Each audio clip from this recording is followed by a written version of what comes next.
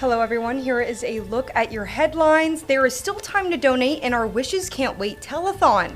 Law enforcement officials are learning how to combat gang violence, and a Foley woman arrested on a corpse abuse charge and granted bond.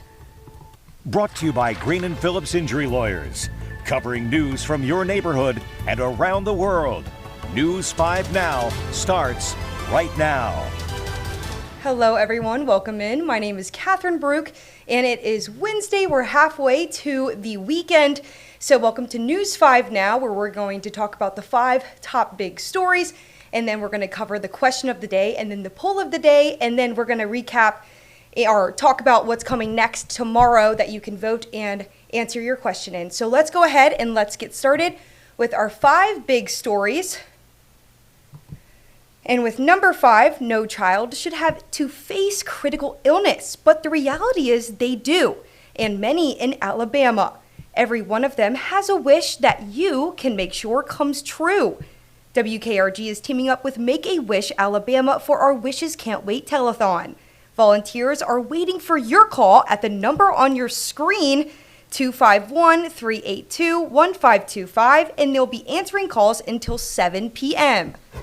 And with number 4, Florida Governor Ron DeSantis discusses the lack of teachers in the state and salary increases for educators. During a roundtable meeting in Tampa, the governor said the state will monitor teacher pay increases this year after claiming unions were delaying the increases as part of the bargaining process. DeSantis says he plans to fight for a higher pay raise when lawmakers meet again. Number 3. Law enforcement officers from across the region are meeting in Atmore to train and discuss ways to combat gang violence. Atmore police are hosting a gang investigator course. It's a partnership with the State Attorney General's office and the Alabama Gang Investigators Association. Experts are talking about the best ways to identify, track, and investigate gang-related activity. This comes just weeks after a string of shootings around Atmore that investigators believe involved local gangs. Number 2, $337,000 in grants from the Alabama Department of Transportation will be split between 20 airports in the state, including 2 in Baldwin County. Foley Municipal Airport is getting $3,600 through the Airport Improvement Funding Program that will be used to build a new hangar. $24,000 will go to the Sonny Callahan Airport for improvements to taxiways, paths that connect runways. And finally, with number 1, a Foley woman has been granted bond after being arrested charged with abuse of a corpse. Police say they were called to an apartment for a welfare check by a neighbor, which is when they found a man who appeared to have been dead for 10 to 14 days. Valerie Bonner allegedly told officers that the man possibly died from an overdose. Bonner was arrested but later given a $5,000 bond.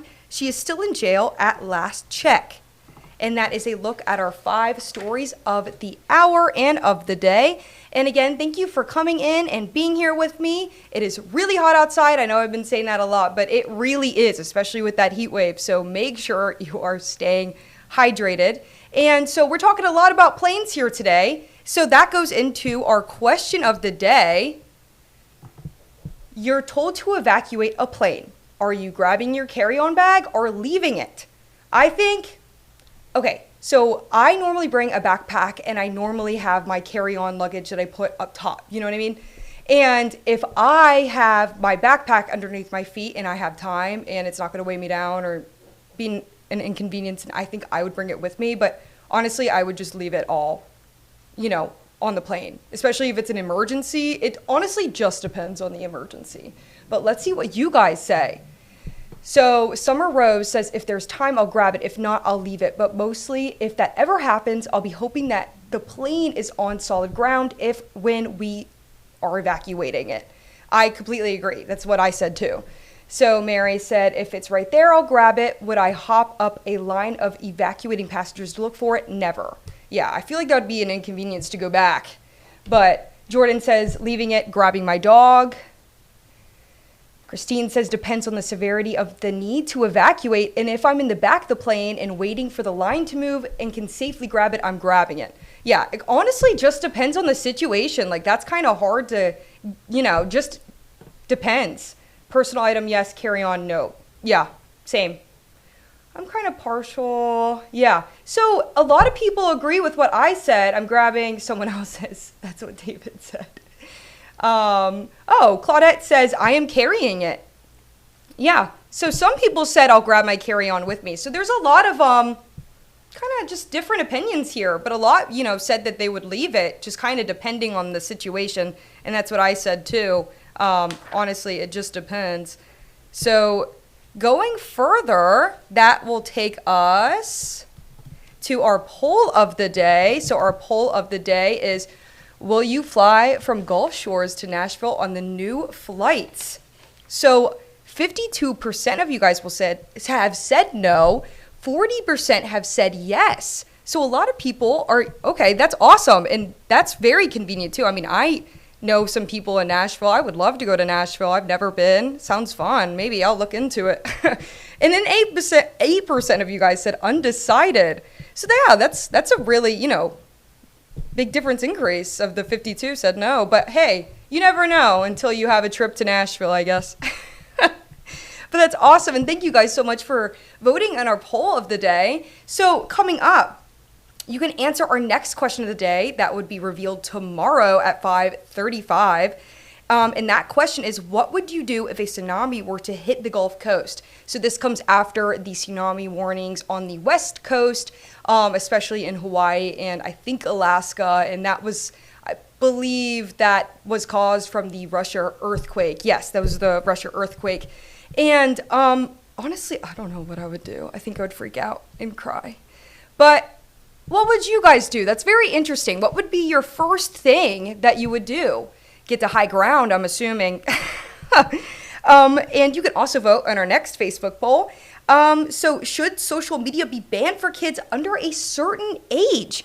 I'm not sure if other states have done that, but honestly, I thought social media platforms, you already have to have a certain age. I remember back in my day, we would put, like 19 something and, to make us like 18, I guess, but that was when I was younger. But yeah, so curious of what you want to vote. So you can go ahead in our Facebook and answer those. So you can follow WKRG on Facebook and be notified when News 5 Now streams every weeknight at 5:30 p.m. So that will be all for today for our News 5 Now. And thank you guys so much for watching. I really do appreciate it. I hope you guys have a fantastic rest of your week. And again, stay hydrated. I know it's hot out there, but you will see us back on air at News 5 at 6. Thank you guys for watching. Covering news from your neighborhood and around the world. You are watching News 5 Now, brought to you by Green & Phillips Injury Lawyers.